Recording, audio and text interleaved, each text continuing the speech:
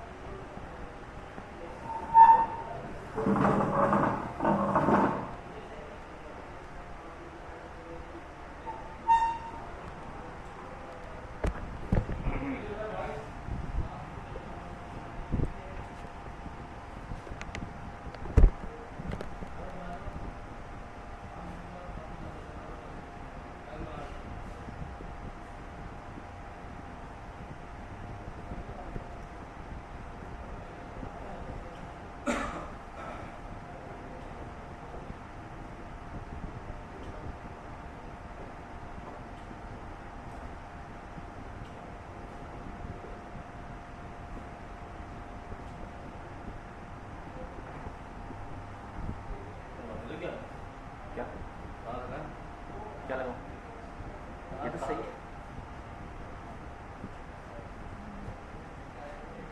इसलिए तो फोकस कर रहा है।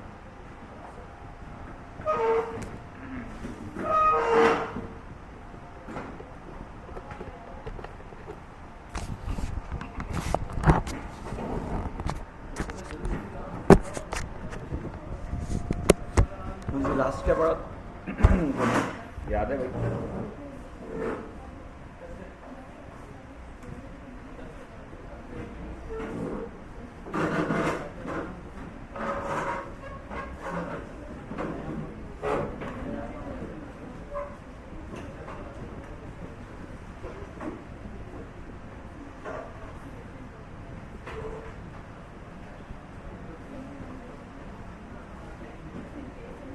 लास्ट टॉपिक निकालो भाई। देखो लास्ट हम लोगों ने बेटा कहाँ तक पढ़ा था और क्या कर रहे थे। टॉपिक निकाल लो, एक दफ़ा ज़रा गो थ्रू कर लो, आगे बताइए फिर कंटिन्यू करते हैं।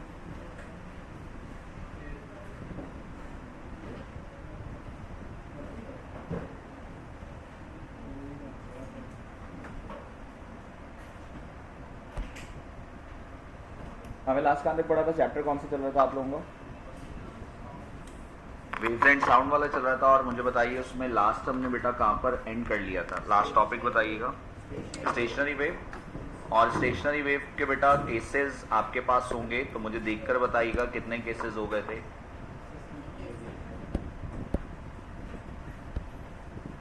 हाँ जी, स्टेशनरी वेव के बेटा केसेस चेक कीजिएगा और मुझे बताइएगा कितने केसेस हो गए थे बेटा। केस नहीं हो भाई तो लास्ट मुझे बताइए लास्ट कहाँ पर एंड किया था? नोड से नोड तक का फासला एंटी नोड से एंटी नोड हो गया था। ठीक है, तो आप बेटा हेडिंग दीजिएगा। हमारे पास चैप्टर बेटा वेव्स एंड साउंड का है और वेव्स एंड साउंड में आप लोग बेटा अब डिस्कस करोगे। टॉपिक हमारे पास है बेटा केसेस हैं स्टेशनरी वेव के। तो सबसे पहले बेटा हेडिंग दीजिएगा केस 1। हमारे पास बेटा केस 1 है।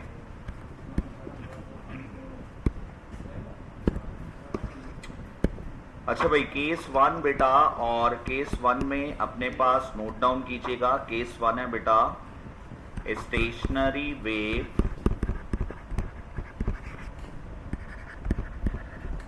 इन स्ट्रेच्ड स्ट्रिंग। तो आपके पास बेटा केस 1 है stationary wave in stretched string. तो आज जरा ध्यान से बेटा हम लोग इन केसेस को कंप्लीट करेंगे। आपके पास पहला केस है case 1 stationary wave in stretched string. तो इस केस को बेटा डिस्कस करेंगे और आप लोगों ने थ्योरी क्लास में इसकी डेरिवेशन भी की थी। तो आप लोग सिर्फ पहले इसकी हेडिंग डाल लीजिएगा। हेडिंग डालने के बाद बेटा राइटिंग कर लीजिएगा स्टॉप। मुझे बताएं आपको वर्कशीट मिली थी इसकी जिसमें एमसीक्यूज थे 15 एमसीक्यूज वाली किए सॉल्व उसको?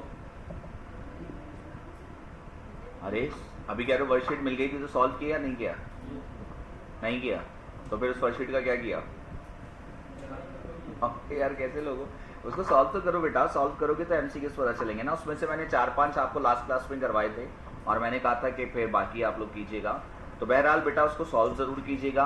अब stationary wave in such string बेटा आपके पास केस 1 है, और अब इस केस 1 के लिए बेटा आप लोग सारे ज़रा ध्यान देते जाइएगा पहले बोर्ड पर, और इसके बाद फिर आप इसको कॉपी करेंगे। हमारे पास बेटा केस क्या था आपको याद होना चाहिए। हमारे पास बेटा एक स्ट्रिंग है और आपके पास 2 फिक्स सपोर्ट्स है, और आपने इन दोनों फिक्स सपोर्ट्स के बीच में एक स्ट्रिंग को स्ट्रेच करके बांधा। कुछ याद आ रहा है? और फिर आपने इसको डिफरेंट जगह से प्लग किया था, और डिफरेंट जगह से प्लग करके बेटा आपने इसमें डिफरेंट लूप्स बनाए थे। अगर आपको याद हो बेटा तो ये बिल्कुल गिटार में इसी तरह से स्टेशनरी वेव बनती है, यानी कि गिटार के अंदर आपने देखा होगा अगर एक ही कॉर्ड को डिफरेंट जगह से प्लग करोगे तो आपके पास साउंड अलग अलग आता है। ऐसा ही है, एक ही कॉर्ड है उसको डिफरेंट जगह से प्लग करोगे तो अलग अलग साउंड सुनाई देगा। जैसे यहाँ पर बेटा मान लीजिए हमारे पास ये जो स्ट्रिंग है, इस स्ट्रिंग की कुछ लेंथ है, आप लोग कुछ लिखिएगा नहीं, अभी सिर्फ फोकस कीजिएगा।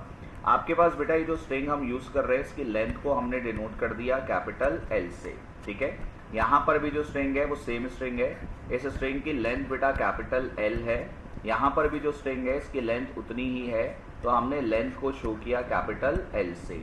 अब आप इस स्ट्रिंग को प्लग करोगे डिफरेंट जगह से। पहले प्लग करेंगे L/2 से, फिर हमने प्लग किया था L/4 से, फिर आपने प्लग किया था L/6 से। जब आप बेटा L/2 से प्लग करते हो तो L/2 से प्लग करने पर आपके पास कंडीशन कुछ ऐसे बनती है, यानी कि L/2 मतलब मिडिल से प्लग करोगे और इसको रिलीज करोगे तो आपके पास सिर्फ और सिर्फ एक ही लूप बनेगा। मुझे बताइए ऐसा कुछ याद आ रहा है? अगर जैसे मैं आपसे कह रहा हूँ टोटल लेंथ बेटा इस स्ट्रिंग की पढ़िए कितनी लिखी 100 सेंटीमीटर, तो आप इसको प्लग करोगे इसके मिडल से प्लग करने का मतलब 50 सेंटीमीटर से। जब आप 50 सेंटीमीटर से प्लग करोगे तो एक लूप बनेगा। तो हम लोग कहते हैं भाई एक लूप बनेगा, इसकी कुछ फ्रीक्वेंसी होती है। फिर आप इसको प्लग करते हो बेटा L/4 से। L/4 का मतलब अगर टोटल लेंथ बेटा 100 है तो आप प्लग कहाँ से करोगे 25, 1/4 ऑफ इट्स लेंथ। तो 1/4 से जब आप प्लग करते हो बेटा तो आपको इस स्टेशनरी वेव मिलेगी, और यहाँ पर जो स्टेशनरी वेव बनती है उसमें कितने लूप्स बनते हैं 2। तो 2 लूप्स के लिए आपने प्लग कहाँ से किया था L/4 से। मुझे बताइए कुछ याद आ रहा है ऐसा? फिर बेटा 3 लूप्स के लिए आपने प्लग किया था L/6 से। जब आप L/6 से प्लग करते हो बेटा तो आपके पास इसी स्ट्रिंग में इस तरह से 3 लूप्स बनते हुए हमें नजर आते हैं। तो अलग अलग लूप्स बन रहे हैं, और जब अलग अलग लूप्स बनेंगे तो सबकी फ्रीक्वेंसी भी अलग होगी। और ये जो स्टेशनरी वेव बन रही है बेटा ये स्ट्रेच स्ट्रिंग में बन रही है। तो गिटार में बिल्कुल ऐसे ही होता है बेटा, जब आप एक ही कॉर्ड को डिफरेंट जगह से प्लग करते हो डिफरेंट लूप्स बनते हैं, और जब डिफरेंट लूप्स बनते हैं तो उनकी फ्रीक्वेंसी भी डिफरेंट होती है। तो पहले बताओ ये वाली बात याद आ रही? अब इसके लिए बेटा एप्टीट्यूड के रिस्पेक्ट से आपने क्या करना है, आपने मेरे साथ बेटा ये टेबल याद कर लेना है। अब इस टेबल में क्या क्या लिखेंगे तो ध्यान दीजिएगा। सबसे पहले हम बेटा फर्स्ट कॉलम में मेंशन करेंगे कितने लूप्स में वाइब्रेट करवाना है। फिर हम बेटा यहाँ पर मेंशन करेंगे कि इन लूप्स को बनाने के लिए आपको प्लग कहाँ से करना पड़ेगा। फिर आप बेटा मेरे साथ देखेंगे कि बेटा जब आप प्लग करोगे लूप्स बनेंगे तो उसकी फ्रीक्वेंसी क्या होगी। और फिर हम देखेंगे बेटा कि आपके पास वेवलेंथ का फॉर्मूला क्या होगा। आपने ये टेबल याद करना है।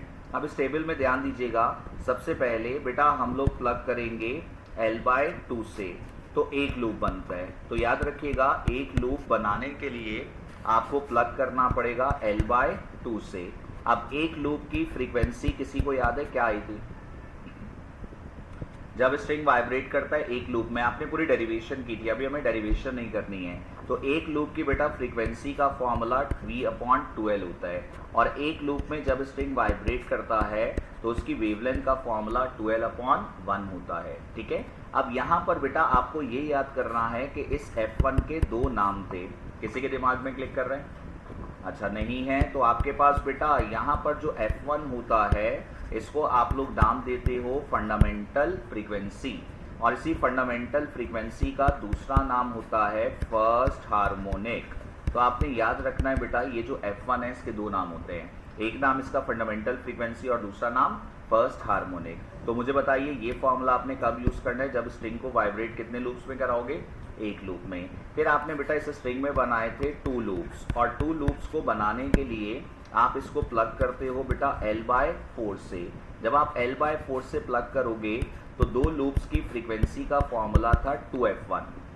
अगर याद आए तो गुड, ना याद आए तो अभी याद कर लेंगे। आफ्टर डेरिवेशन बेटा F2 होता है 2F1, और अगर दो लूप्स की वेवलेंथ देखेंगे तो वो आपके पास 12/2 कैंसिल हो सकता है, लेकिन एक जनरलाइज फॉर्मूला बनाना है उसके लिए लिख रहा हूँ। मुझे बताइए ये वाली बात भी क्लियर है। अब बेटा किसी के दिमाग में अगर क्लिक करे तो मुझे बताइएगा कि आपके पास दो लूप्स की जो फ्रीक्वेंसी F2, इस F2 के दो नाम थे, कुछ क्लिक कर रहे हैं, F2 के दो नाम। इसका पहला नाम बेटा आपके पास होता है सेकेंड हार्मोनिक, ये नाम आपको अच्छे से याद रखने हैं। और इसी का बेटा दूसरा नाम आपके पास होता है फर्स्ट ओवरटोन। तो इसके दो नाम हैं, पहला नाम सेकेंड हार्मोनिक है और दूसरा नाम फर्स्ट ओवरटोन है। ओवरटोन बेटा फ्रीक्वेंसी की सीरीज है जो पहली के बाद से स्टार्ट होती है, इसीलिए चेक करो मैंने F1 को कोई ओवरटोन का नाम नहीं दिया, उसको हमने नाम क्या दिया, फंडामेंटल फ्रीक्वेंसी और फर्स्ट हार्मोनिक। अब F2 के दो नाम क्या है, सेकेंड हार्मोनिक और फर्स्ट ओवरटोन, यानी कि जो नंबर है वही हार्मोनिक होगा, ओवरटोन उससे एक कम होगा। अब आप लोग आइडिया लगाइए, अगर आपको बेटा 3 लूप से वाइब्रेट करवाना है तो अब आप क्या कहोगे, 3 लूप्स के लिए सर हमें प्लग कहाँ से करना पड़ेगा? हाँ जी बोलिए भाई। 3 लूप्स के लिए L/6 से, L/6 से प्लग करवाओगे और 3 लूप्स की फ्रीक्वेंसी का फॉर्मूला क्या था बेटा, 3F1, और 3 लूप्स की वेवलेंथ का फॉर्मूला क्या होता है, 12/3। आइडिया लगाइए और मुझे बताइए कि यहाँ पर बेटा आपके पास ये जो F3 है, इस F3 के दो नाम क्या होंगे? Very good, third harmonic. पहले तो इसका नाम रखिए थर्ड हार्मोनिक, जो नंबर है वो हार्मोनिक है, और दूसरा नाम क्या रखोगे बेटा, सेकेंड ओवरटोन। तो ओवरटोन फ्रीक्वेंसी की सीरीज है जो पहली के बाद से स्टार्ट होती है। तो मुझे बताओ ये कहानी समझ पा रहे हो? तो आपके पास बेटा एक लूप के लिए L/2 फ्रीक्वेंसी का फॉर्मूला, वेवलेंथ का फॉर्मूला, दो लूप्स के लिए L/4 से प्लग करो, फ्रीक्वेंसी वेवलेंथ का फॉर्मूला, 3 लूप्स के लिए L/6 से प्लग करो, फ्रीक्वेंसी वेवलेंथ का फॉर्मूला। अब आप लोग आइडिया लगाइए और बताइए कि बेटा अगर मैं बात करता हूँ जनरलाइज n लूप्स के लिए, तो फिर आप क्या कहोगे, n लूप्स के लिए प्लग कहाँ से करें? n लूप्स का मतलब है 6, 7, 8, 10 कुछ भी हो सकता है। तो बेटा आपने प्लग करना है L/2n से। आप जरा चेक करो, जैसे 3 लूप्स बनाने हैं तो n की जगह 3 रखिए, 3 2 6 हो जाएगा। अगर 2 लूप्स बनाने हैं तो n की जगह 2 रखिए, 2 2 4 हो जाएगा। तो आपके पास जनरलाइज फॉर्मूला क्या आ गया, n लूप्स के लिए L/2n। अब आप बताइए n लूप्स की फ्रीक्वेंसी फिर कितनी होगी? आइडिया लगाओ, F2 2F1, F3 3F1, तो Fn, अरे Fn n F1, ऐसे ही ना। अगर F5 चाहिए आप कहोगे 5F1, अगर F6 चाहिए तो आप कहोगे 6F1, तो Fn चाहिए तो आप क्या कहोगे, nF1। ये फॉर्मूला याद रखिएगा। और इसके बाद बेटा n लूप्स की वेवलेंथ चाहिए तो आपके पास क्या होगा, 12/n। चेक कर लीजिए, पहले लूप के लिए, एक लूप के लिए 12/1, 2 लूप्स के लिए 12/2, 3 लूप्स के लिए 12/3, और बेटा n लूप्स के लिए 12/n हो गया। मुझे बताएं ये बात समझ पा रहे हैं? तो आपने ये याद रखना है बेटा कि फ्रीक्वेंसी के फॉर्मूलाज क्या होंगे। अब मुझे बताओ, अगर किसी MCQ में वो कहते हैं 10th ओवरटोन निकालो, इसका मतलब क्या निकालना है, 10th ओवरटोन निकालो, तो इसका मतलब कौन सी फ्रीक्वेंसी, F2 F5 क्या कहोगे? 10th ओवरटोन आपके पास F9 कहेंगे तो गलती करेंगे, 10th ओवरटोन का मतलब है F11, क्योंकि जो F11 होगा वो 11th हार्मोनिक है और 10th ओवरटोन है। बात समझ पा रहे हैं? 11th harmonic. भाई आपके पास F11 है ना, आप क्या कहोगे, जो नंबर लगा होता है वो आपके पास क्या होता है, हार्मोनिक होता है। ऐसा ही हमने डिस्कस किया था। और ओवरटोन आपने कहा था एक कम होता है, तो अगर 11th हार्मोनिक है तो बेटा ये 10th क्या कहलाएगा, ओवरटोन कहलाएगा।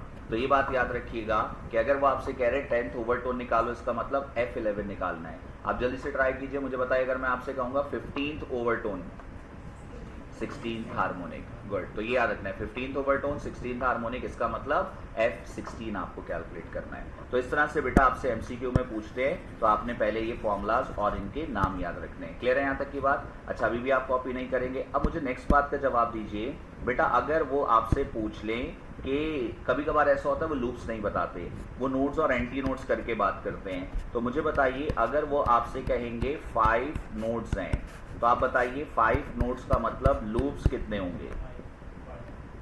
5 नोड्स मीन्स 5 लूप्स आप कह रहे हैं, तो आपने कहा 5 नोड्स का मतलब है 5 लूप्स बनेंगे। अब ध्यान दीजिएगा कि हमारे पास बेटा इसका रिजल्ट क्या होगा, तो आप लोग फोकस कीजिएगा बेटा। एक लूप आपके पास ये बना, दूसरा लूप ये बना, तीसरा लूप ये बना, 5 नोड चाहिए मुझे, तो एक नोड आ गया, दूसरा नोड आ गया, तीसरा नोड आ गया, चौथा नोड आ गया और 5वां नोड आ गया। काउंट कीजिए, नोड आपके पास बेटा 5 बन रहे हैं, तो ये 5 नोड हैं। 5 नोड का मतलब लूप्स कितने हो गए? 4। तो 5 नोड में आपने याद कर लेना है बेटा कि हमारे पास 4 लूप्स होंगे। तो जितने नोड्स बनेंगे लूप उससे एक कम होगा। और अगर मैं आपसे कहता बेटा 5 एंटी नोड्स हैं, तो गर्ल्स और बॉयज अब आप क्या कहोगे? 5 एंटी नोड्स में लूप्स कितने होंगे? हाँ जी, तो आप क्या कहोगे? जरा देखिए आपके सामने बेटा स्क्रीन पर, मुझे बताइए एंटी नोड को काउंट करते हैं। 1 हो गया, 2 हो गए, 3 हो गए, 4 हो गए, लेकिन 5 एंटी नोड कह रहे हैं, तो एक और एंटी नोड आ गया। 5 एंटी नोड हो गए, लूप काउंट कीजिए 1 2 3 4 5। इसका मतलब जितने आपके पास एंटी नोड्स होंगे लूप्स भी उतने ही होंगे। तो कभी कभार वो लूप्स में बात नहीं करेंगे, वो नोड एंटी नोड में बात करेंगे, आपको इसकी समझ होनी चाहिए, ठीक है। अब इस तरह एमसीक्यू पूछ सकते हैं। फिर एमसीक्यू ऐसे आपके पास आ सकता है, लेट सपोज आप लोग कोशिश कीजिएगा कि आप लोग बेटा इसका सही आंसर करें। अगर वो आपसे कहें कि भाई हमारे पास स्ट्रेच स्ट्रिंग है और उसकी फंडामेंटल फ्रीक्वेंसी 100 हर्ट्ज है, और आपसे कहा बताइए कौन सी फ्रीक्वेंसी पॉसिबल नहीं होगी। ऑप्शन ए में लिखा 200 हर्ट्ज, ऑप्शन बी में लिखा 300 हर्ट्ज, ऑप्शन सी में लिखा 400 हर्ट्ज और ऑप्शन डी में लिखा 450 हर्ट्ज। इनमें से कौन सी फ्रीक्वेंसी पॉसिबल नहीं है?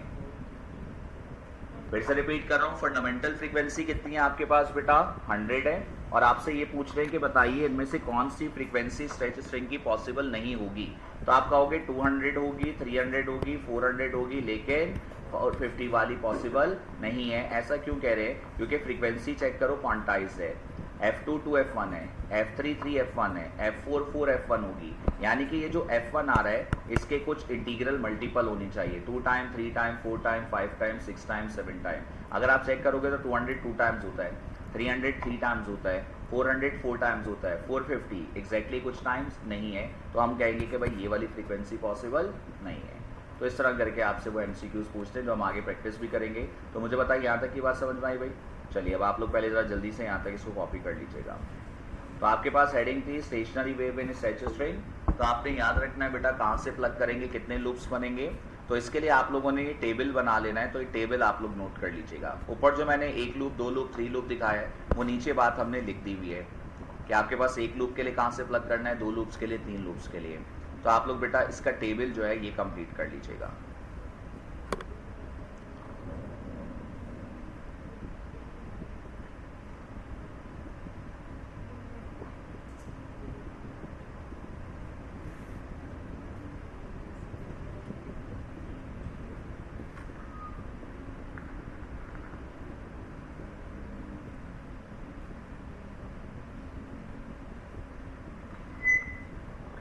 तो आप लोग की वर्कशीट शायद वो कह रहे थे सर अफान के सैटरडे का डे होता है, जो डे है वो कहते हैं उस पर करवा देंगे।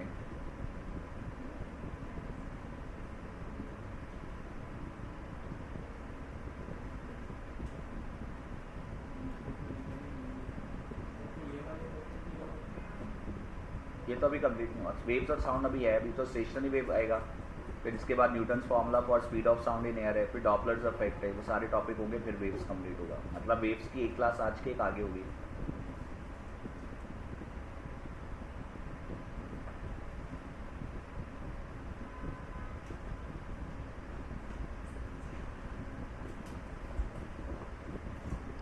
ठीक है बेटा, जरा जल्दी से इसको कंप्लीट कर लीजिएगा।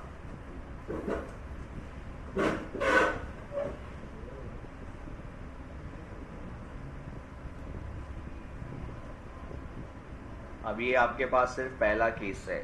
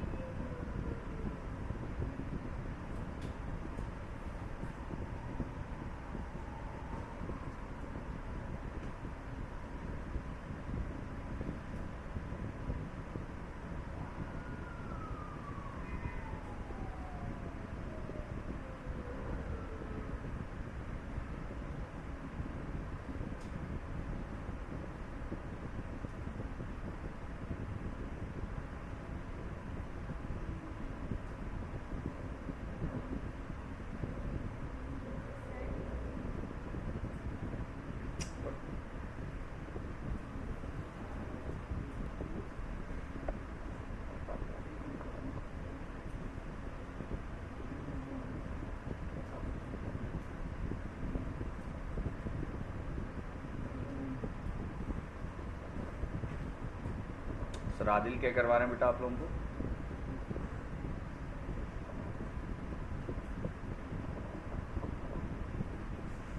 तुम लोग कैसे लोग, तुम लोग के नशे वशे तो नहीं करके बैठते क्लास में? अरे कुछ तो याद होगा, कौन चैप्टर मतलब क्या टॉपिक करवा रहे हैं ये पूछा। फर्स्ट ईयर करवा रहे, सेकेंड ईयर नहीं करवा रहे? तो फिर वो अगर आपको फर्स्ट ईयर करवा रहे हैं तो फिर मैं एक काम करूंगा, वेव्स एंड साउंड एंड करके फिर मैं सेकेंड ईयर पर चला जाऊंगा, क्योंकि फिर आप लोगों का जो मेडिकल वाले जैसे उनका तो फर्स्ट ईयर में फ्लूइड डायनामिक्स है, पीछे बस एक चैप्टर है इसके बाद। क्योंकि मैंने आपको वेक्टर्स करवा दिया था, फोर्स एंड मोशन करवा दिया था, वर्क पावर एनर्जी हो गया, सर्कुलर मोशन हो गया, वेव्स एंड साउंड हो जाएगा, तो तुम लोग का सिर्फ बाकी फ्लूइड डायनामिक्स है मेडिकल वालों का। तो फिर उसके बाद फिर मैं सेकेंड ईयर के जो चैप्टर्स है जैसे इलेक्ट्रोस्टैटिक है, करंट इलेक्ट्रिसिटी है, फिर उनको पिक करूँगा ताकि वो हो जाए। और बाकी जो इंजीनियरिंग वाले उनका तो सब है, तो ग्रेविटेशन सर करवा रहे हैं, फिर आगे वो ऑप्टिक्स और वो भी करवा देंगे, फिर मैं सेकेंड ईयर के चैप्टर्स करवा देता हूँ।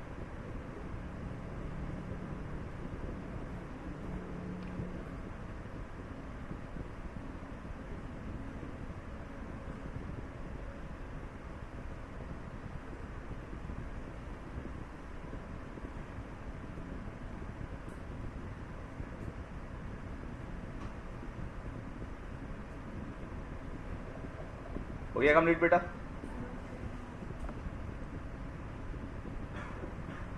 तब आप लोगों ने बेटा ये याद रखना है कि हमारे पास बेटा नोड्स जितने होंगे लूप उससे कम होता है, एंटी नोड जितने होते हैं उतने ही लूप्स बनते हैं। तो ये स्टेशनरी वेव का बेटा केस वन है जिसका नाम stationary wave in stretch string है।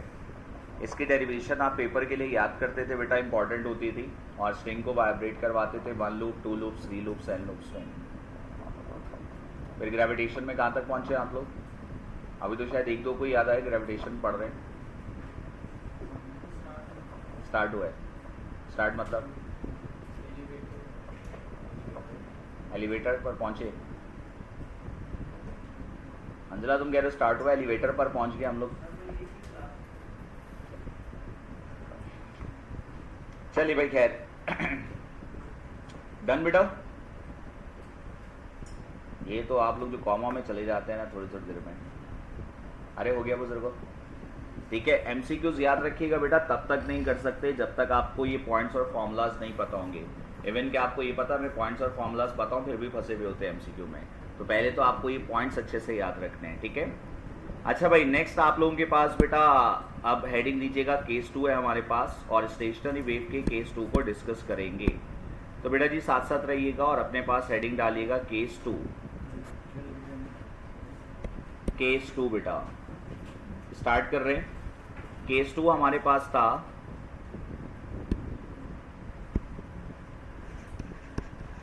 केस 2 हमारे पास है स्टेशनरी वेव। केस 2 बेटा आपके पास है स्टेशनरी वेव इन सोनोमीटर। हाँ भाई सोनोमीटर का नाम सुना है? सोनू का नाम सुना है? ये जो तुम लोग की शैतानी हंसी आई है ना। अच्छा भाई सोनोमीटर बेटा आप लोगों के पास जो है वो हमारे सिंटेक्स बुक के अंदर तो मेंशन नहीं है, लेकिन बाकी बोर्ड्स में सिंटेक्स बुक में पुरानी बुक में था।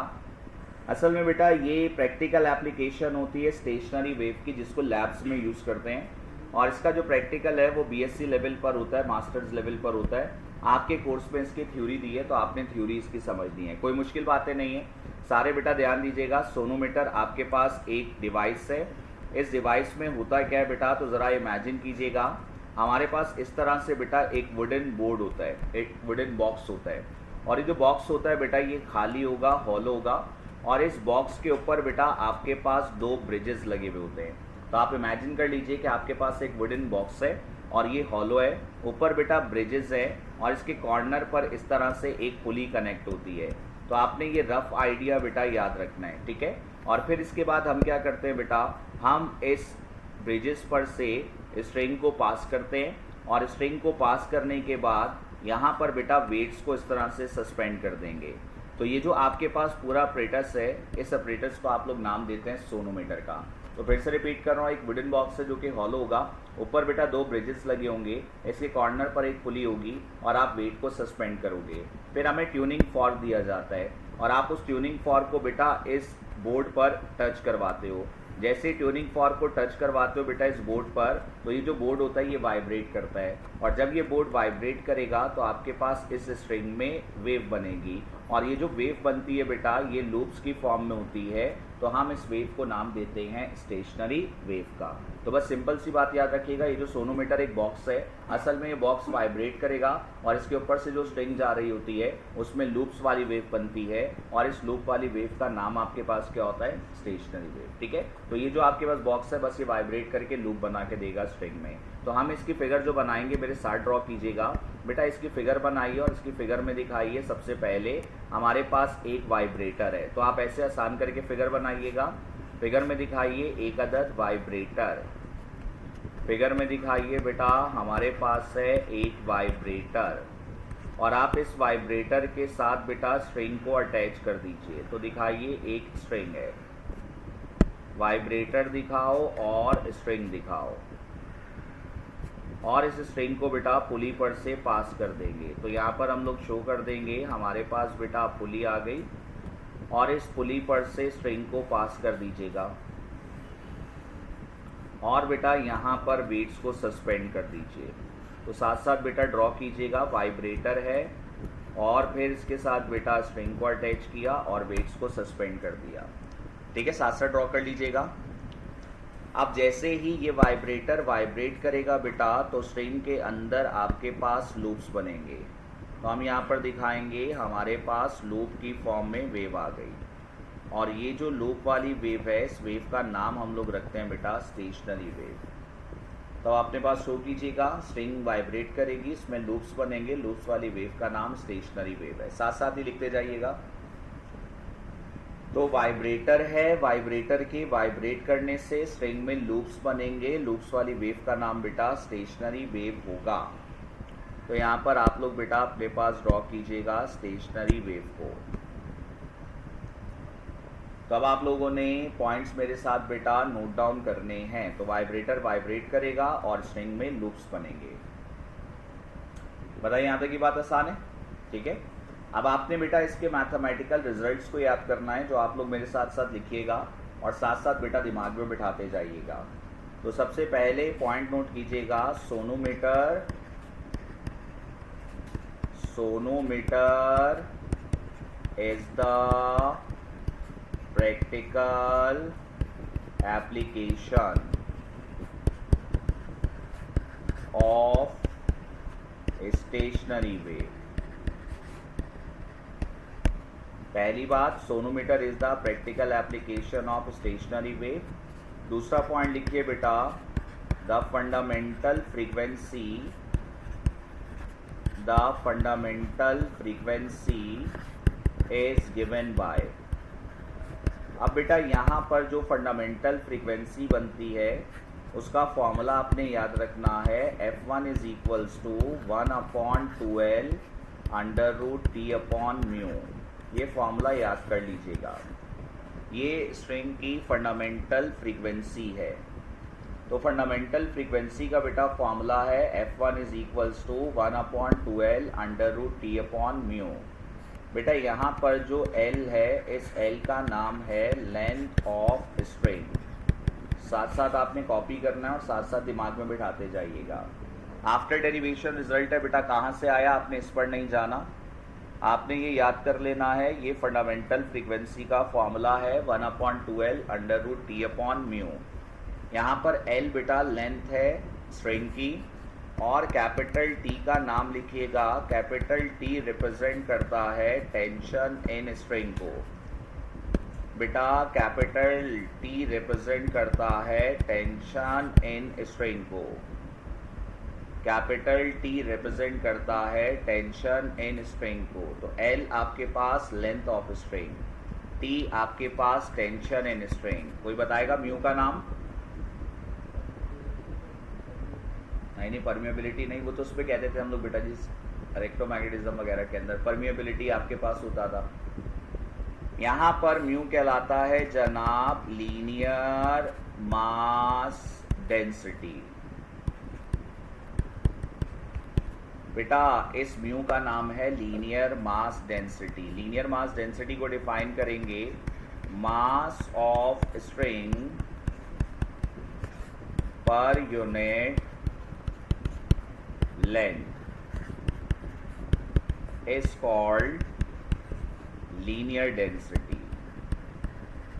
अपने पास नोट कर लीजिए बेटा, लीनियर डेंसिटी की डेफिनेशन है mass of string divided by length of string. तो मास पर यूनिट लेंथ निकालोगे बेटा तो लीनियर डेंसिटी आ जाएगी। तो नोट कीजिएगा mass of string divided by बेटा लेंथ ऑफ स्ट्रिंग। तो स्ट्रिंग के मास को स्ट्रिंग के लेंथ से डिवाइड कर दीजिए। तो स्ट्रिंग के मास को डिनोट कर दिया स्मॉल m से और स्ट्रिंग की लेंथ को डिनोट कर दिया कैपिटल L से। तो आपने बेटा फ्रीक्वेंसी का फॉर्मूला याद कर लेना है। फ्रीक्वेंसी का फॉर्मूला 1/2L √T/μ है। तो इसको भी बेटा आप लोग अपने दिमाग में बिठा लीजिएगा, mass of string divided by length of string. ये लीनियर डेंसिटी है। तो कहीं पर किसी MCQ में आ जाए आपको समझ होनी चाहिए बेटा। अब इसके बाद बेटा जो वेव प्रोड्यूस की है आपने, उस वेव की स्पीड का फॉर्मूला लिखेंगे। तो हम यहाँ पर मेंशन करेंगे the speed of wave is. अब वेव की स्पीड का फॉर्मूला बनाएंगे तो थोड़ी देर पहले बेटा स्ट्रेच स्ट्रिंग में फंडामेंटल फ्रीक्वेंसी याद कीजिए बेटा। फंडामेंटल फ्रीक्वेंसी का फॉर्मूला थोड़ी देर पहले आपने बनाया था F1 = V/2L। यहाँ से बेटा v का फॉर्मूला बनाइए तो लिखिए v = F1 × 2L। Note down कीजिएगा v = F1 × 2L। F1 का फॉर्मूला भी आपने थोड़ी देर पहले लिखा 1/2L √T/μ × 2L। नोट कर लीजिएगा F1 अभी थोड़ी देर पहले बेटा ऊपर आपने लिखा था 1/2L √T/μ। तो आप लोग F1 की जगह 1/2L √T/μ। लड़कों और लड़कियों बताइए कुछ कैंसिल हो रहा है?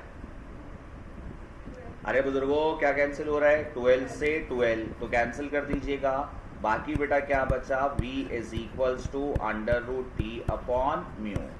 नोट कर लीजिएगा ये स्पीड का फॉर्मूला है बेटा। जिसको बॉक्स में बंद कर रहा हूँ वो याद करते जाइएगा। पहला फॉर्मूला मैंने फ्रीक्वेंसी का बॉक्स में बंद किया था, दूसरा फॉर्मूला बेटा लीनियर डेंसिटी का बॉक्स में बंद किया और तीसरा फॉर्मूला आपने अभी बॉक्स में बंद किया जो कि आपके पास किसका है? स्पीड का। तो याद रखिएगा अगर किसी MCQ में बेटा टेंशन और लीनियर डेंसिटी देकर स्पीड पूछी जाए तो आपने ये फॉर्मूला यूज करना है। फॉर्मूलाज याद करते जाइएगा। आप मुझे जरा दोबारा से बताइए F1 का फॉर्मूला क्या लिखा आप लोगों ने? हमें जरा जल्दी से निकालिए F1 का फॉर्मूला 1/2L √T/μ। मुझे L का नाम बताइए, लेंथ ऑफ स्ट्रिंग। T का नाम टेंशन इन स्ट्रिंग। म्यू का नाम लीनियर डेंसिटी या लीनियर मास डेंसिटी भी कहते हैं। और मुझे बताइए लीनियर मास डेंसिटी की डेफिनेशन क्या है? It mass of string per unit length. और फिर इसके बाद बेटा स्पीड का फॉर्मूला क्या बनाया? v = √T/μ। अब यहाँ से बेटा म्यू की वैल्यू रख दीजिए। तो अगर आप म्यू रखोगे तो क्या बनेगा? T divided by m/L। T divided by m/L। बेटा इस L को टेंशन के पास भेजिए। तो L को टेंशन के पास भेजेंगे तो ये फॉर्मूला बनेगा। अब आपने ये फॉर्मूला अच्छे से याद कर लेना है। जिसको बॉक्स से बंद कर रहा हूँ मैं बार बार कह रहा हूँ बेटा वो याद करने हैं आपने। तो v = √TL/m। v = √TL/m। मुझे बताइए बेटा T का नाम क्या है? टेंशन है। और अब आप लोगों ने सबने बोर्ड फोकस करना है और बेटा एक कंडीशन को समझना है और कोशिश कीजिएगा कि आप लोग बेटा इसमें पार्टिसिपेट जरूर करें। बेटा सारे जरा दोबारा से इस फिगर पर नोट कीजिएगा और जो सवाल है वो सुनिएगा और आंसर कीजिएगा। बेटा बॉयज और गर्ल्स मुझे बताइए कि ये जो आपके पास बेटा वेट है इसकी डायरेक्शन क्या होगी? Vertically downward. और स्ट्रिंग के अंदर जो फोर्स होती है उस फोर्स का नाम क्या है? टेंशन। अब बताइए अगर आप वेट ज्यादा हैंग करोगे तो आपके पास टेंशन भी स्ट्रिंग होल्ड करने के लिए ज्यादा फोर्स लगाएगा, और अगर आप कम वेट को हैंग करोगे तो स्ट्रिंग होल्ड करने के लिए फोर्स भी कम लगाएगा। तो क्या मैं कह सकता हूँ टेंशन और वेट बराबर है? गुड। तो अब इस कंडीशन को यूज कीजिए। ये जो टेंशन का फॉर्मूला आपने बनाया यहाँ पर लिखिए since tension is equals to W and W is equals to mg। Since tension is equals to W and W is equals to mg, तो आपके पास बेटा V का फॉर्मूला क्या बनेगा, V is equals to mgl upon m, V is equals to mgl upon m। Tension हटा दी। अब यहां पर दो m नजर आ रहे हैं बेटा, एक बड़ा m है एक छोटा m है। छोटे m का नाम, वेरी गुड, छोटे m का नाम कह रहे मास, और बड़े m का नाम, जैसे जवाब दे रहे हैं आप लोगों ने ये कहना है स्मॉल m छोटा मास है और वो बड़ा मास है। सोचो जरा, आपको फिगर में नजर आएगा यार, अभी हम लोगों ने क्या कहा, कैपिटल M और स्मॉल m। स्मॉल m तो नजर आ रहा है, या स्मॉल m अभी आपने ऊपर लिखा था लीनियर डेंसिटी में, पढ़िए लीनियर डेंसिटी में स्मॉल m का नाम क्या है, मास ऑफ स्ट्रिंग। तो इसका मतलब स्मॉल m तो मास ऑफ स्ट्रिंग हो गया। तो बेटा गर्ल्स और बॉयज सोचिए कैपिटल M का नाम। जी मिस क्या कह रही, अरे बोलिए क्या कह रहे, थैंक यू बेटा जी, इससे बताया ये भी मास है, इसको भी मास कहा जाता है। कौन सा मास बेटा, वेरी गुड, जो ऑब्जेक्ट हैंग किया उसका मास है, तो आप इसको कहें बेटा मास सस्पेंडेड। मैं आपसे बार बार कह रहा था, फिगर में नजर आ रहा है। तो बेटा जो आपने वहां पर सस्पेंड किया उस मास को डिनोट करोगे कैपिटल M से, ठीक है। तो अब आपके पास बेटा ये सारे फॉर्मूलाज आगे जो आपने अपने दिमाग में रखनी है। जल्दी से बताइए कि आपके पास स्टेशनरी वेव स्ट्रेच स्ट्रिंग में बनती है, ओ नालायको, स्टेशनरी वेव स्ट्रेच स्ट्रिंग में बनती है, यस। अब मुझे बताइए एक लूप के लिए कहां से प्लग करना है, अरे रिकॉल करें, दिमाग में बिठाइए, एक लूप के लिए कहां से प्लग करना है। पहले 2 मिनट है, जल्दी से पढ़िए यहां तक की बात है, फिर मैं सवाल कर रहा हूं।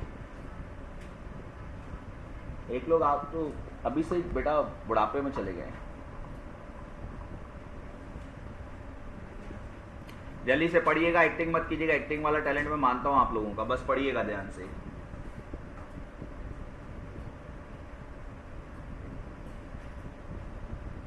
जब तक ये पॉइंट्स याद नहीं होंगे एमसीक्यूज नहीं कर सकते। सर हमजा जो एमसीक्यू सॉल्विंग की क्लास करवाते हैं उसमें आप लोग जवाब देते हैं, किसी को नहीं देते, अच्छे लोग हैं आप लोग किसी को जवाब ही नहीं देते। ये सर मैं आपको बचपन में सिखाया होगा ना, किसी को जवाब नहीं देना, तो आप लोगों ने उसको सीरियस ही ले लिया है। बड़ों के साथ गुड बेटा, इंटरव्यू में तो मुझे लग रहा है वो सवाल करेंगे, आप चुप होकर ही आ जाएंगे। उनको कहिएगा बड़ों के हम जवाब नहीं देते, वो भी कहेंगे हम छोटों को नहीं रखते। बातें याद करनी है भाई, कॉन्फिडेंट होना है। कॉन्फिडेंट होने के लिए टर्म्स के आंसर देने पड़ते हैं। असल में आप लोग उल्टे चल रहे होते हैं, पहले आप लोग कहते हैं कि हमारा आंसर सही हो जाए तो फिर हम कॉन्फिडेंट होंगे। तो ये बेटा आपके पास है छोटे से 2 केसेस। अब जल्दी से मुझे बताइएगा, अब ये केस 2 चल रहा है, बीच में मैंने इससे रोका था क्योंकि आप लोग फुल टाइम सो रहे थे। तो मुझे बताइए जरा बेटा 2 लूप्स के लिए कहां से प्लग करना है, L/4 से। 3 लूप्स की फ्रीक्वेंसी का फॉर्मूला बताइए, 3f1, very good. Generalize formula बताइए n लूप्स के लिए वेवलेंथ का 12/n, और फ्रीक्वेंसी का जनरलाइज फॉर्मूला, जनरलाइज फॉर्मूला यानी कि n लूप्स के लिए तो क्या होगा nf1। फिर मुझे बताइए फंडामेंटल फ्रीक्वेंसी का फॉर्मूला स्ट्रेच स्ट्रिंग में, स्ट्रेच स्ट्रिंग में fundamental frequency v/12। Stretch string में फंडामेंटल फ्रीक्वेंसी पूछिए v/12। सोनोमीटर में फंडामेंटल फ्रीक्वेंसी 1/12 √T/। अच्छा मुझे सच सच एक बात का जवाब दीजिए, आप लोगों ने टेस्ट कौन से साल में देना है, इसी साल में ना, तो तैयारी कब करनी पड़ेगी, उसी रात में। वेरी गुड, हो गया उसी रात में और इसी साल में। आप लोग हो गए हैं पागल। अच्छा भाई खैर बेटा ये सारी बातें याद करते जाएं, साथ साथ रिकॉल करें, फिंगर टिप्स पर होनी चाहिए। बहरहाल ये आपके पास बेटा केस 2 चल रहा है। अब आप लोगों के पास केस 2 में ही साइड हेडिंग दीजिएगा laws of vibration. Laws of vibration, आपने वाइब्रेशन के लॉस पढ़े थे, जो मैं उम्मीद कर रहा हूं बिल्कुल भी याद नहीं होंगे। गुड बेटा, उम्मीद पर पूरा उतर रहे हैं Aahista Aahista. Laws of vibration नलायको याद नहीं है तो बताइए लॉज ऑफ पेंडुलम कितने थे, 4, वेरी गुड। और कौन कौन से, पहला दूसरा तीसरा चौथा, अरे यार पहला लॉ कौन सा था पेंडुलम का, time period is directly proportional to square root of length. नालायको दूसरा लॉ था time period is inversely proportional to square root of g. बेटा जी तीसरा लॉ था time period is independent of mass. चौथा लॉ था time period is independent of amplitude. कुछ याद आ रहा है? ये 4 लॉज आपने पढ़े थे। अब सवाल है किसी को याद आ रहे लॉज ऑफ वाइब्रेशन कितने थे? नहीं। तो वाइब्रेशन के लॉस के लिए बेटा कोई मुश्किल बात नहीं है, आप फंडामेंटल फ्रीक्वेंसी का फॉर्मूला याद करोगे। मुझे बताइए फंडामेंटल फ्रीक्वेंसी का फॉर्मूला क्या था? 1/12 √T/μ। थोड़ी देर पहले फॉर्मूला पढ़ा, बस फ्रीक्वेंसी के रिलेशंस को नोट कीजिए, वही आपके पास लॉस कहलाएंगे। यानी कि पहला लॉ लिखिएगा बेटा, पहला लॉ है frequency is inversely proportional to length. Frequency और लेंथ का रिलेशन इनवर्स है। तो आपसे कभी भी किसी एमसीक्यू में कहा जाए कि स्ट्रिंग की लेंथ को कम कर दिया, बताइए उसकी फ्रीक्वेंसी पर क्या फर्क पड़ेगा, तो आप क्या कहोगे? वाइब्रेशन की फ्रीक्वेंसी बढ़ जाएगी। तो लेंथ कम करने से बेटा फ्रीक्वेंसी ऑफ वाइब्रेशन इंक्रीजेस। दूसरी बात, फ्रीक्वेंसी का टेंशन के साथ डायरेक्ट रिलेशन है लेकिन स्क्वायर रूट में। तो अपने पास नोट डाउन कीजिए, frequency is inversely proportional to square root of tension. MCQ में कैसे पूछ सकते हैं तो ध्यान दीजिएगा, उन्होंने कहा कि भाई आपके पास एक वेव बन रही है और उस वेव में जो फ्रीक्वेंसी है वो कितनी है? 100 हर्ट्ज। और इस वक्त जो टेंशन की वैल्यू है बेटा, वो टेंशन की वैल्यू मान लो आपके पास है 100 न्यूटन। सारे ध्यान दीजिएगा, मुझे फिर से बताइए फ्रीक्वेंसी क्या है और टेंशन क्या है? 100 हर्ट्ज, 100 न्यूटन। और अगर आपसे कहा जाए टेंशन को बेटा 100 की जगह 400 कर दिया, तो बताइए नई फ्रीक्वेंसी क्या हो जाएगी? तो आपका जवाब क्या होगा? जल्दी से बताइए। 200 कह रही है मिस, 200 हो जाएगी। तो आप लोग देखिए पहले जरा बेटा, टेंशन के साथ आपने क्या किया? पहले वाली टेंशन कितनी है? 100। फिर टेंशन कितनी हो गई? 400। मुझे बताइए क्या टेंशन 4 टाइम इंक्रीज हो गई? और अगर टेंशन 4 टाइम इंक्रीज हो रही है तो frequency is directly proportional to square root of tension. Tension 4 time बढ़ेगी तो फ्रीक्वेंसी कितने टाइम बढ़ेगी? मुझे बताएं, बात समझ पा रहे हैं? तो आप क्या कहोगे? जो फ्रीक्वेंसी है वो डबल हो जाएगी। तो पहले वाली फ्रीक्वेंसी कितनी है? 100 और बाद वाली फ्रीक्वेंसी 200। मुझे बताओ ये बात समझ पा रहे हो? तो इस तरह करके वो एमसीक्यू में पूछते हैं, आपको रिलेशंस याद रखने हैं। तो सेकंड बेटा आपके पास जो लॉ है उसमें आपने क्या लिखा? Frequency is inversely directly proportional to tension. तीसरा लॉ लिखिए, फ्रीक्वेंसी और लीनियर डेंसिटी का इनवर्स रिलेशन है। तो बेटा तीसरा लॉ होता है frequency is inversely proportional to linear density.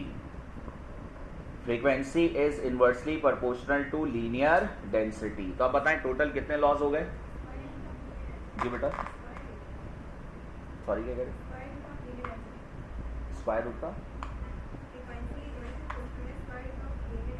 हाँ जी, square root of linear density, not linear density. आपने ये फॉर्मूला याद रखना है। देखिए जो आपके पास ये फॉर्मूला था फ्रीक्वेंसी वाला बेटा, ये फॉर्मूला आप लोग याद रखोगे और इसी में बेटा आपको फिर सारे लॉस पता चल जाएंगे। ठीक है, तो ये आपने बेटा टोटल 4 लॉज इसके अच्छे से याद कर लेने हैं। तो आपके पास बेटा इनको अब आप लोग अच्छे से याद कर लीजिएगा। ये आपके पास 3 कहलाते हैं लॉज ऑफ वाइब्रेशन। क्लियर है यहाँ तक की बात? तो frequency is directly proportional to square root of tension, frequency is inversely proportional to square root of linear density और frequency is inversely proportional to length हो गया। तो बताइए पहले केस का नाम क्या था? अरे पहले केस का नाम क्या था स्टेशनरी वेव के?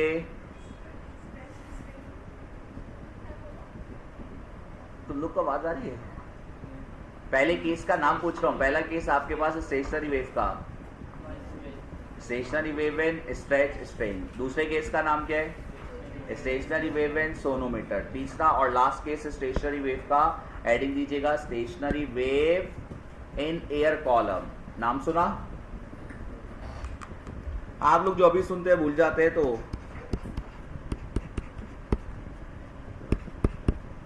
टेस्ट के लिए बेटा बराबर वाले के लिए जूस वूस चीजें वीजें जमा कर लीजिए।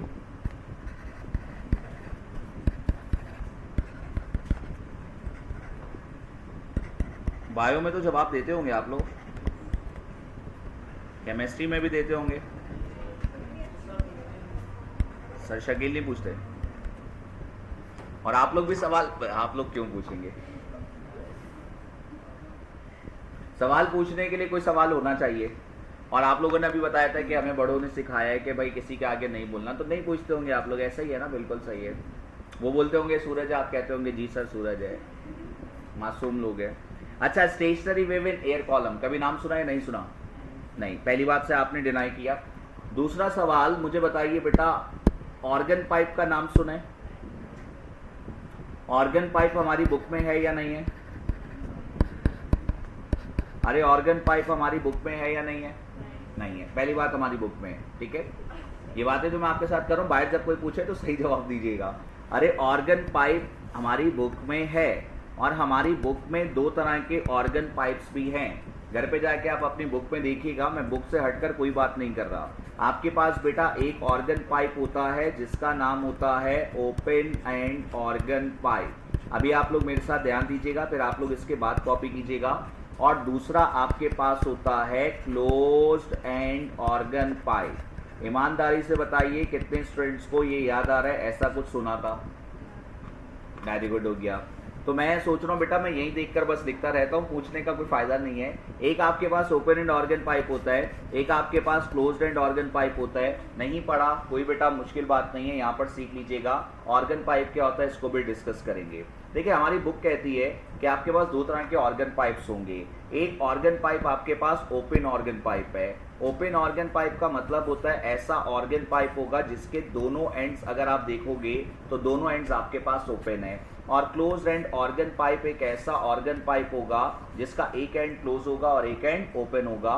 तो आप इसको नाम दोगे क्लोज्ड एंड ऑर्गन पाइप और इसको नाम दोगे ओपन एंड ऑर्गन पाइप। पहले जरा टर्म सुनते जाइएगा, आहिस्ता आहिस्ता क्लियर हो जाएगा। अब ये ओपन एंड ऑर्गन पाइप और क्लोज्ड एंड ऑर्गन पाइप में बेटा हमारे पास स्टेशनरी वेव बनती है। और ओपन एंड ऑर्गन पाइप में हम कहते हैं कि दोनों एंड्स पर हमारे पास एंटी नोड होंगे, यहाँ पर भी एंटी नोड और यहाँ पर भी एंटी नोड। लेकिन क्लोज्ड एंड ऑर्गन पाइप की अगर आप बात करोगे तो क्लोज्ड एंड ऑर्गन पाइप में एक एंड पर आपके पास एंटी नोड होता है और एक एंड पर आपके पास नोड होता है। तो याद रखिएगा, अगर दोनों एंड्स पर एंटी नोड है तो आप उसको नाम किसका दोगे?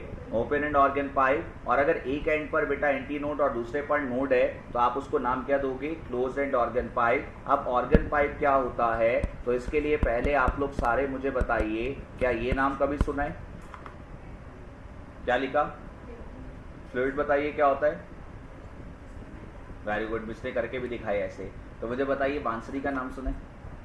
बजाइए, बजते हुए देखिए, बहुत बजाइए। वेरी गुड, हो गया। चलिए भाई, गुड हो गया।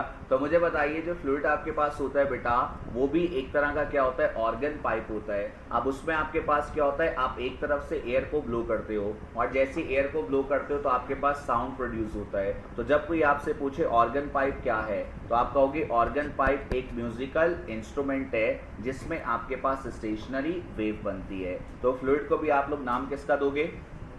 इसी तरह से मुझे बताइए विसल, सीटी सबने देखी है, तो जो सीटी आपके पास होती है उसको भी आप लोग नाम किसका दोगे? ऑर्गन पाइप का। और अगर कुछ नहीं है तो मुझे बताइए जो बॉटल है आपके पास, बॉटल में आप जब एयर को ब्लो करते हो तो मुझे बताइए कभी ऑब्जर्व किया साउंड सुनाई देता है? बॉटल खाली हो या थोड़ा सा पानी का लेवल हो, उसमें अगर आप बेटा एयर को ब्लो करोगे, फूंक मारोगे तो आपको साउंड सुनाई देता है। ऐसा कभी किया या नहीं किया? तो किया ना सर, गुड हो गया। तो देखिए सर ने किया। अब आप मान लीजिएगा दो लोग बिल्कुल सही कह रहे हैं पढ़े लिखे, तो आप लोगों के पास बेटा वहां पर भी साउंड प्रोड्यूस होता है। अगर वो नहीं किया तो मुझे बताइए रेजोनेंस ट्यूब का नाम सुना है?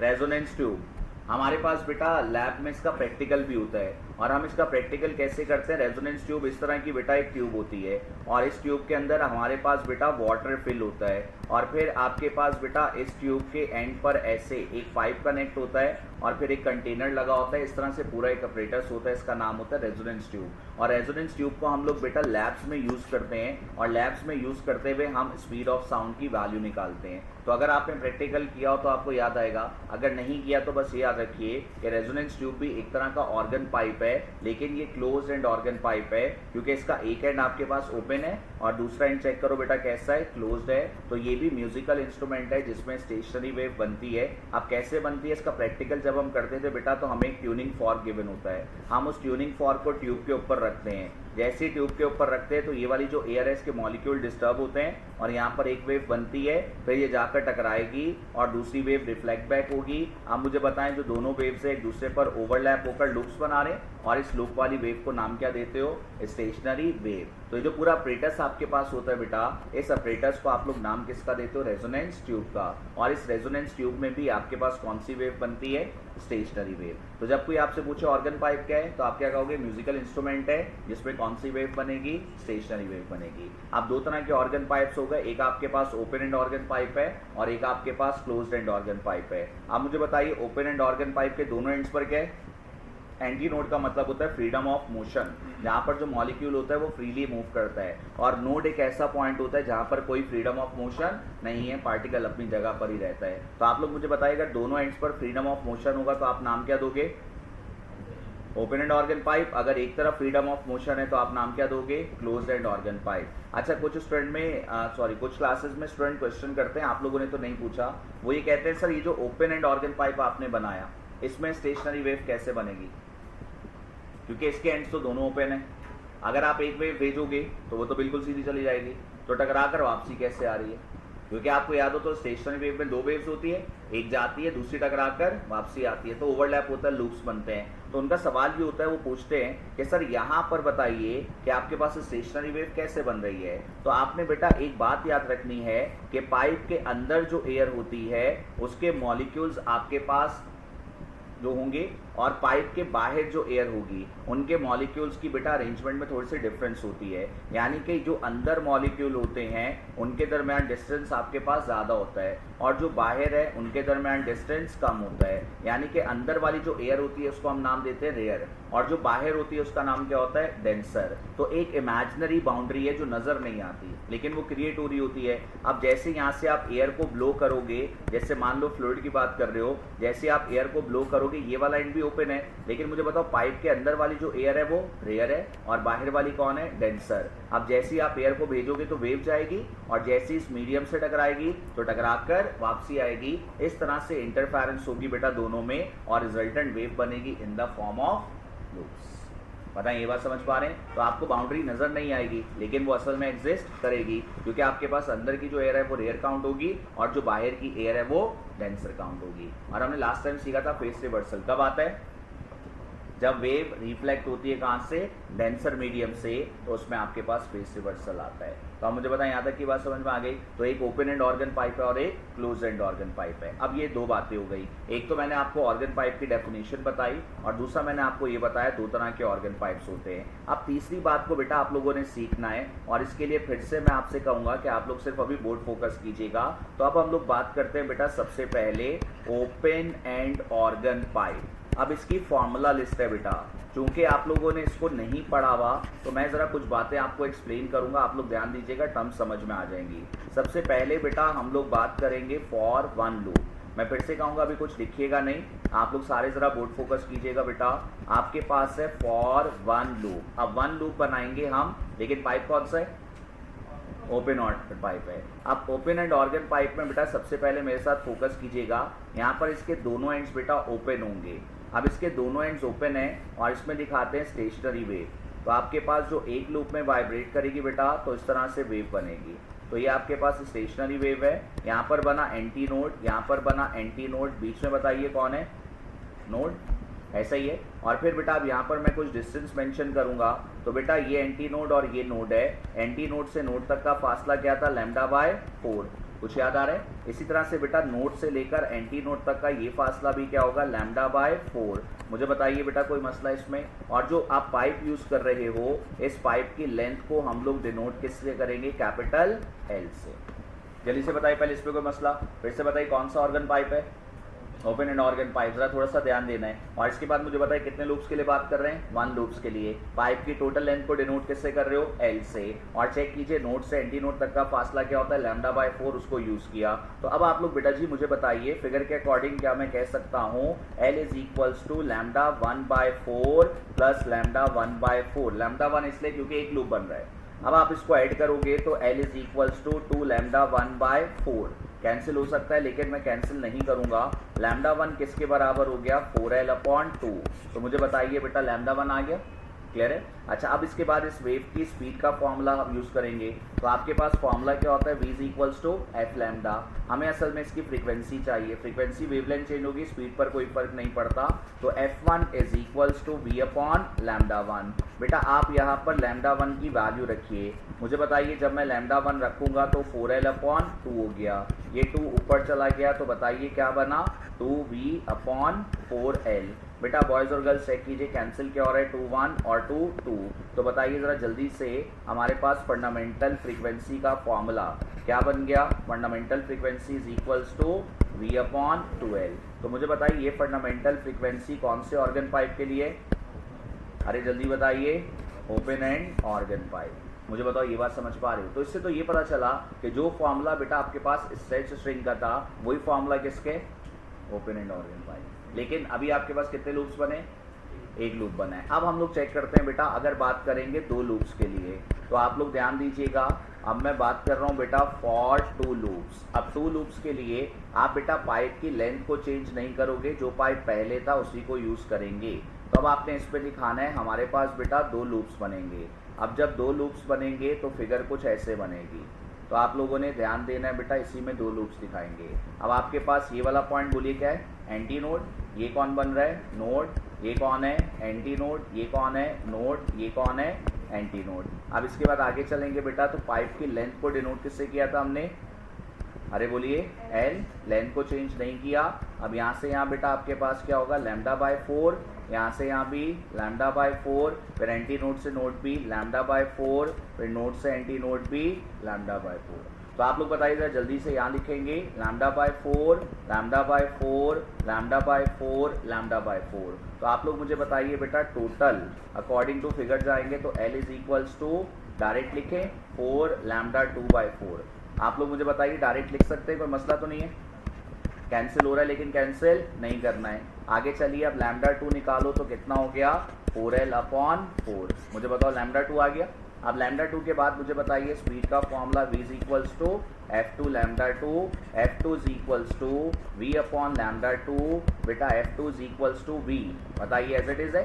लैम्डा 2 बोलिए कितना आ रहा है, वेरी गुड, 4l अपॉन 4। अब बेटा ये आपके पास जो 4 है वो ऊपर चला गया, जब ये 4 ऊपर चला जाएगा तो बताइए f2 is equals to 4v upon 4l। अब आप लोगों ने बताना है क्या मैं इसको ऐसे लिख सकता हूँ, यहाँ से 4 को बाहर निकालो, v अपॉन 2l, और यहाँ से 2 को बाहर निकालो। पहले ज़रा चेक करके बताइए, लिख सकते हैं ऐसे ही है ना, आप लिख सकते हैं। तो आप लोग फिर मुझे बताइए बेटा 2 1 और 2 2 जा, आप चेक करके बताइए आपके पास f2 कितना आ रहा है, f2 is equals to 2, v upon 12 खुद f1 के बराबर है, तो आप क्या कहोगे बेटा किसके बराबर हो गया, f2 is equals to 2f1। समझ पा रहे हो? इससे रिजल्ट क्या समझ में आ रहा है कि जो फॉर्मूलाज स्टेशनरी वेव के थे वही फॉर्मूलाज ओपन पाइप के लिए भी चल रहे हैं। तो आप मुझे बताइए अगर f2 बेटा 2f1 हो गया तो आप क्या कहोगे, सर f3 किसके बराबर, 3f1, f4 किसके बराबर, 4f1। तो मुझे बताइए फिर जनरलाइज अगर बात करेंगे तो आप क्या कहोगे, सर fn किसके बराबर, nf1। कौन से पाइप के लिए, ओपन एंड ऑर्गन पाइप के लिए। कहानी समझ पा रहे हैं? अब इसी के साथ पहले मैं आपको समझा दूं, फिर आप लोग इसको नोट कर लीजिएगा।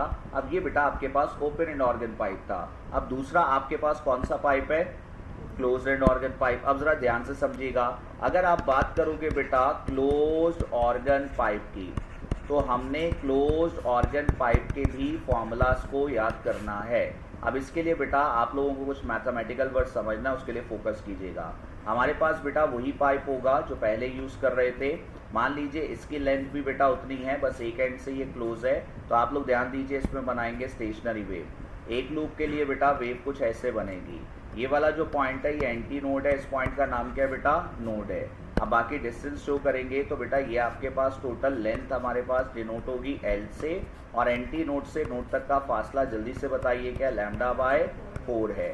तो आप क्या कहोगे, फिगर के अकॉर्डिंग L किसके बराबर, लैम्डा 1 बाय 4। मुझे जल्दी से बताइए लैम्डा 1 कितना हो गया बेटा, 4L। बताइए इसमें कोई मसला। अब आप वेव की स्पीड का फॉर्मूला यूज़ करो तो क्या था, v is equals to F lambda, f1 lambda 1। तो आप कहोगे sir f1 is equals to v upon lambda 1, f1 is equals to v। Lambda 1 कितना है, चेक करें आप, फंडामेंटल फ्रीक्वेंसी चेंज हो गई। ओपन में क्या थी, V अपॉन 2L।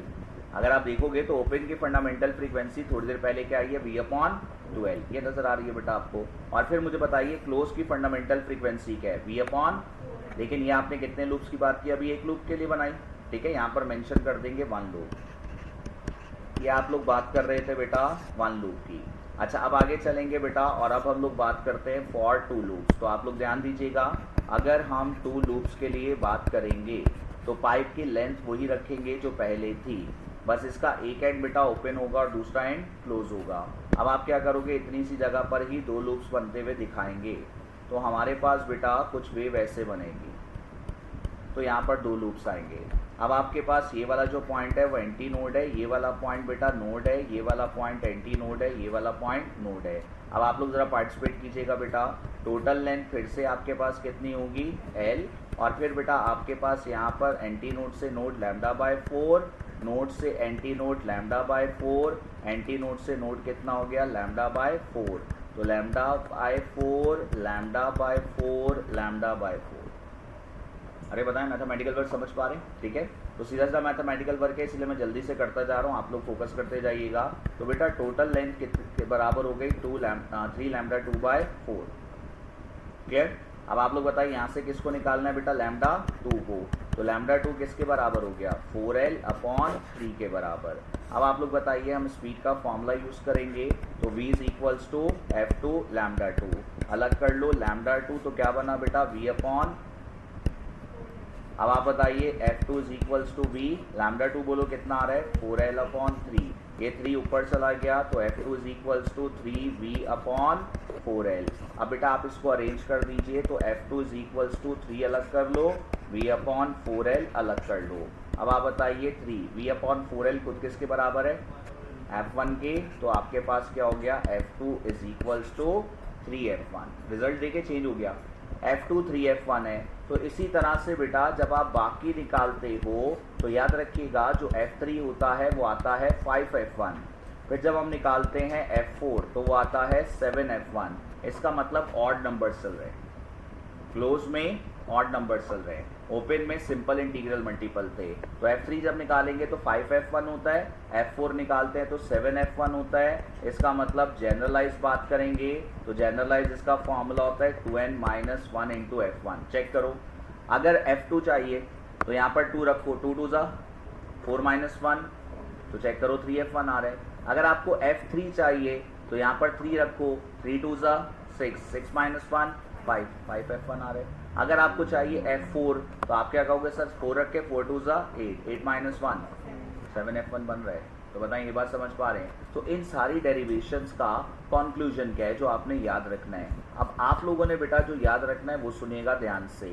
आप लोगों के पास आपने ये याद रखना है कि अगर ओपन एंड ऑर्गन पाइप होगा, अगर बेटा ओपन एंड ऑर्गन पाइप होगा तो इसके लिए पहले याद रखिएगा फंडामेंटल फ्रीक्वेंसी ओपन की किसके बराबर है, V/2L के।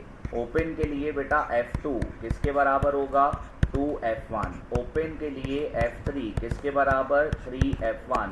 ओपन के लिए Fn किसके बराबर, nF1। ये ओपन के लिए, तो सबका कंक्लूजन यहाँ पर लिख रहा हूँ। फिर इसके बाद बेटा आपको याद रखना है क्लोज्ड एंड ऑर्गन पाइप के लिए। क्लोज्ड एंड ऑर्गन पाइप के लिए क्या याद रखना है, F1 का फॉर्मूला क्लोज के लिए क्या हो जाएगा बेटा, V/4L। F1 के बाद F2 का फॉर्मूला क्लोज के लिए क्या हो जाएगा, 3F1। F3 का फॉर्मूला बेटा क्लोज के लिए क्या हो जाएगा, 5F1। जनरलाइज कर दोगे तो Fn का फॉर्मूला क्लोज के लिए क्या हो जाएगा, 2n-1 × F1। और लास्ट पॉइंट बेटा, अगर आप दोनों की फंडामेंटल फ्रीक्वेंसीज को रिलेट करवाओगे तो आप लोग खुद चेक कीजिएगा। F1 ओपन का V/2L है और F1 क्लोज का V/4L है। इसका मतलब ओपन की फंडामेंटल फ्रीक्वेंसी ज़्यादा है। तो आप ये याद रखिएगा, fundamental frequency of open is twice of fundamental frequency of close. कभी कभार MCQ में ऐसे होता है वो क्लोज की फंडामेंटल देकर ओपन की पूछते हैं, तो बस आपने क्या करना है, क्लोज को मल्टीप्लाई बाय 2 करो तो आपके पास ओपन की फंडामेंटल फ्रीक्वेंसी आ जाएगी। बताएं, ये बात समझ पा रहे हैं? तो इस तरह से आपके पास वो पूछ सकते हैं बेटा। तो आपको ये फॉर्मूला लिस्ट याद रखना है। तो आप जब कोई ऑर्गन पाइप पूछेगा तो आप क्या कहोगे? ऐसा म्यूजिकल इंस्ट्रूमेंट जिसमें क्या बनेगी? स्टेशनरी वेव बनेगी। तो अगर आप किसी को गिटार बजाते हुए देखें तो उसको लेकर बैठिएगा, उसको बताइएगा कि अगर आप एक ही कॉर्ड को डिफरेंट जगह से प्लग कर रहे हो तो अलग अलग साउंड इसलिए सुनाई दे रहा है क्योंकि लूप्स अलग अलग है। फिर उस कॉर्ड की बेटा टोटल लेंथ देखिएगा, उसको कहिएगा एक लूप के लिए मिडल से प्लग करो, एक लूप बनेगा। कोशिश कीजिएगा कि वो ज़्यादा ना दिमाग खराब हो उसका। तो फ्लूइड बजाते हुए किसी को देख रहे हैं तो भी उसको बताइएगा यहाँ पर क्या बन रही है? स्टेशनरी वेव बन रही है। उसको लेकर बैठिएगा, उसको बताइएगा दोनों एंड्स ओपन है, इसके ओपन एंड ऑर्गन पाइप है, उसकी फ्रीक्वेंसीज के फॉर्मूलाज ये। अरे भोपो वाले थोड़ी है, तो नॉलेज दे रहे हो यार आप लोग। ठीक है भाई, तो ये बात आपने याद रखनी क्लियर है। अब आप लोग अपने रजिस्टर पर सिर्फ ये नोट कर लीजिएगा, ये जो अभी आपके सामने आ रहा है। बाकी ऊपर वाला काम जो है वो मैं आपको दूंगा, उसकी आप पिक्चर क्लिक कर लीजिएगा, वो याद नहीं रखना। मैं आपको सिर्फ बता रहा था कि फॉर्मूलाज बनेंगे कैसे। तो आप एक काम करो, पहले मेरे साथ नोट करो, मैं आपको बता देता हूँ नोट कैसे करना है। पहले ये ऑर्गन पाइप्स लिखो, open and organ pipe, close and organ pipe. फिर बीच में डेरिवेशन वाला पार्ट नहीं करेंगे, और इसके बाद फिर आप वो जो मैंने आपको लिखवाया वो नोट करोगे। पहले आप ये दोनों ऑर्गन पाइप्स बना लीजिएगा। तो ये चंद बातें हैं बेटा, चंद बातें। अभी तो वेव्स पढ़ा हुआ है, अभी तो न्यूटन फॉर्मूला है, लैप्लास करेक्शन है, डॉपलर इफेक्ट है। जी बेटा,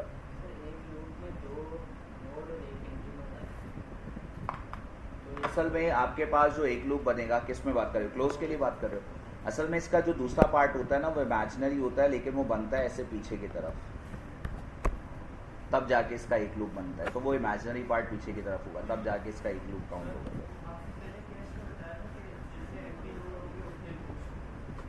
वो हर जगह है। इसका जो बाकी पार्ट है ना वो पीछे की तरफ है। इसमें वो ऐसे बात नहीं करेंगे इतने लूप, इतने नोट्स, इतने एंटी नोट्स बन रहे हैं। वो आपके पास स्ट्रेच स्ट्रिंग में बात करेंगे कि इतने लूप्स और इतने नोड और एंटी नोड करके, इसमें नहीं बात करेंगे। इसमें बस वो आपको खुद ही बता देंगे भाई ओपन एंड, वन एंड या बोथ एंड। वो खुद एमसीक्यू में लिख कर देते हैं आपको।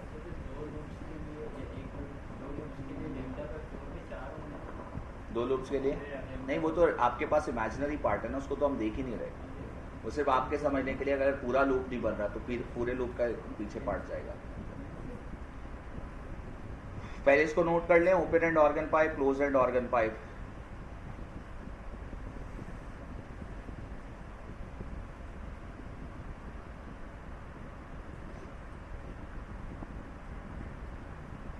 चलिए इसको नोट हो गया, ये फिगर्स बन गई, बस दो फिगर्स बनाइएगा।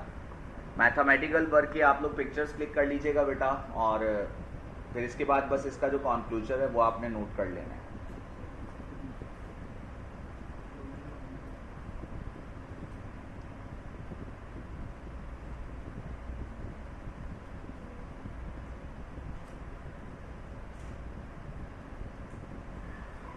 डन बेटा? तो मैं फिर नीचे जो कॉन्क्लूजन है वो आपको दिखा दूं, आप लोग ताकि उसको नोट कर लें।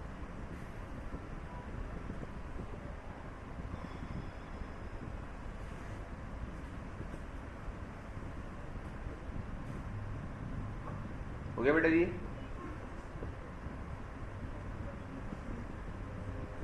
अच्छा, अब इसका कॉन्क्लूजन जो है वो आपके पास डायरेक्ट ये रिजल्ट आ रहा है।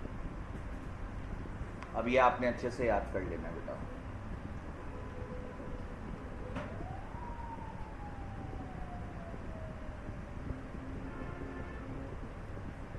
चलो मैं ऊपर से ही बेटा इसको वो कर देता हूँ ताकि आप पिक्चर्स को क्लिक कर लें, फिर देख लीजिएगा आप लोग। ये हो गया था, इसके बाद इसको थोड़ा सा, इसकी स्क्रीन तो कम ही नहीं हो रही है। चलो यहाँ से ये जूम नहीं हो रहा बेटा, जूम इन नहीं हो रहा, तो आप लोग यहाँ से पिक्चर क्लिक कर लो, फिर मैं ड्रैग कर देता हूँ इसको। डन? ठीक है।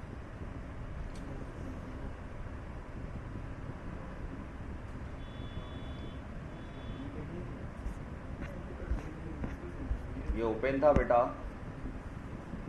और ये क्लोज है।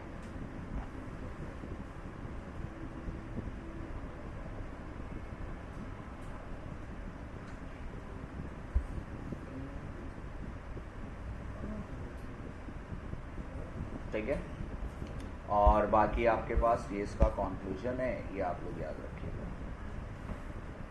तो यहाँ तक बेटा इस लेक्चर को रखेंगे। बाकी इंशाल्लाह कमिंग क्लास इसकी जो होगी उसमें बेटा मैं न्यूटन्स फार्मूला और लेप्लास करेक्शन दोनों को डिस्कस कर लूँगा, और फिर हम लोग इसके एमसीक्यूज़ देखेंगे कि आपसे किस तरह से बेटा एमसीक्यूज़ में वो पूछते हैं। तो आप लोग इसको घर पे जाके बेटा पढ़ लीजिएगा, एक दफ़ा गो थ्रू कर लीजिएगा। मैंने लास्ट टाइम आपको वर्कशीट दी थी, इसके भी कुछ मैं एमसीक्यूज़ आप लोगों के साथ शेयर कर दूँगा, लेकिन वो कमिंग क्लास जब हो जाए उसके बाद पहले मैं कुछ करवा दूँ, फिर मैं आपके साथ शेयर करूँगा। बाकी आप लोग टेस्ट देख लीजिएगा भाई, आप लोगों का जो सिंपल हार्मोनिक मोशन का टेस्ट था वो करना है, और उसके बाद नेक्स्ट टेस्ट आप लोग अपने पास प्रिपेयर रखिएगा वर्क पावर एनर्जी को, वो भी मैं पढ़ा चुका हूँ आप लोगों को, उसका टेस्ट नहीं हुआ था। तो नेक्स्ट आपका वर्क पावर एनर्जी होगा, और उसके बाद वाला टेस्ट आप लोगों के पास सर्कुलर मोशन होगा। 3 टेस्ट मैंने बता दिए, मैं सिर्फ आन से कहूँगा उनके जो भी डेज होते हैं उसमें वो 3 टेस्ट ये करवा दें आप लोगों से, ठीक है। टेस्ट पेपर मैं उनको प्रोवाइड कर दूँगा, बाकी आपको फिर वो टेस्ट करवा देंगे जो भी उनके डेज हैं। और वेडनेसडे फिर हमारी क्लास होगी बेटा, और वेडनेसडे वाली क्लास से फिर मैं आगे से कंटिन्यू करूँगा। जो 5:30 से 7 जो क्लास आपकी हुई थी, तो इस वेडनेसडे भी देखेंगे, क्योंकि अगर ये शुरू की क्लासेस कुछ मिल जाती है तो इस पर हम लोग इसको कवर अप कर लेंगे, ठीक है। अल्लाह हाफ़िज़।